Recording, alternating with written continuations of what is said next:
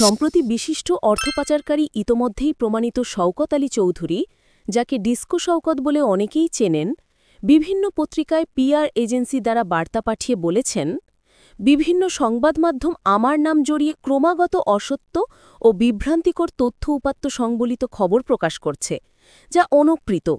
তিনি বলেন, এসব সম্পূর্ণ মিথ্যা, মনগড়া ও বানোয়াট খবরে প্রকাশ পাচ্ছে যে আমি ইস্টার্ন ব্যাংক পিএলসির চেয়ারম্যানের পদে থেকে ৮,০০০ কোটি টাকা আত্মসাৎ করেছি। আমি এসব ভিত্তিহীন খবরে তীব্র প্রতিবাদ জানাচ্ছি।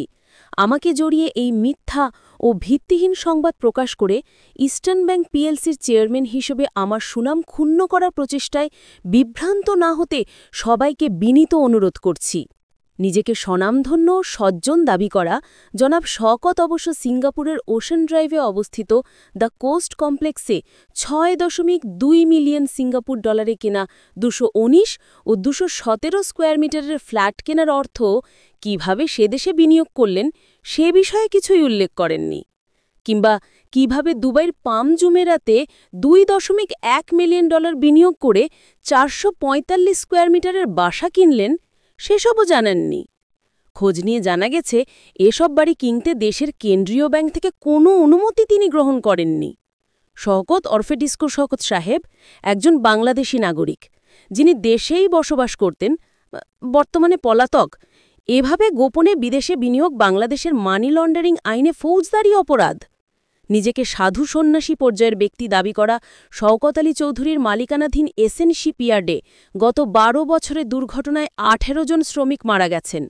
জানা গেছে, জাহাজ ভাঙার সাথে জড়িত এই প্রতিষ্ঠানটি শ্রমিকদের সুরক্ষার যথাযথ ব্যবস্থা নেয়নি। একের পর এক দুর্ঘটনা ঘটলেও শ্রমিকদের প্রয়োজনীয় সুরক্ষা পোশাক, মাথার হেলমেট, হেভি গ্লাভস, প্রোটেকশন বুট যথাযথভাবে প্রদান করা হতো না। উল্লেখ্য, বাংলাদেশ জাহাজ পুনঃপ্রক্রিয়াজাতকরণ আইন ২০১৮ এবং বিপজ্জনক বর্জ্য ও জাহাজ ভাঙার বর্জ্য ব্যবস্থাপনা বিধিমালা অনুযায়ী জাহাজ ভাঙা শিল্পে শ্রমিক সুরক্ষার বিষয়টি নিশ্চিত করার সুস্পষ্ট বিধান রয়েছে। দেশ বিদেশে মিলিয়ন ডলার খরচ করে নিজ সন্তানদের বিয়ের আয়োজন করা এই শওকত বিয়ের অনুষ্ঠান সংশ্লিষ্টদের অর্থ পরিশোধ করেন না বলেও অভিযোগ পাওয়া গেছে। ২০১৩ সালে তার কন্যার বিয়ে উপলক্ষে ইকেবানা নামের একটি প্রতিষ্ঠানকে ফ্লোরাল ডেকোরেশনের কাজ দেওয়া হয়। ইকেবানার ব্যবস্থাপনা মণ্ডলীর পরিচালক মিসেস নীলুফার ফারুকের সাথে কথা বলে জানা যায়, বিভিন্ন দেশ থেকে শওকতের চাহিদা অনুযায়ী ফুল ও ডেকোরেশনের আয়োজন করা হয় এবং সফলভাবে অনুষ্ঠানটি সম্পন্ন করার পর মোট বিল ১,১৭,০০,০০০ টাকার হতে ৫৭ লক্ষ টাকা শওকত কখনোই পরিশোধ করেননি। বরং পাওনা টাকা চাইতে গেলে নীলুফার ফারুক ও তার সহকর্মীকে চরমভাবে অপদস্থ করা হয়। বয়োবৃদ্ধা এই উদ্যোক্তা বর্তমানে জটিল কিডনি রোগে আক্রান্ত। শওকতের ৫৭ লক্ষ টাকার ফুল ডেকোরেশনের বকেয়া বিল এখনও তাকে ভোগাচ্ছে। এদিকে নির্বিকার শওকত আলী চৌধুরী ওরফে ডিস্কো শওকত মহাযজ্ঞ করে আগামী ১২ থেকে ১৪ নভেম্বর সংযুক্ত আরব আমিরাতে এমিরেটস প্যালেস হোটেল ভাড়া করেছেন। উপলক্ষ তার ছোট মেয়ের বিয়ে।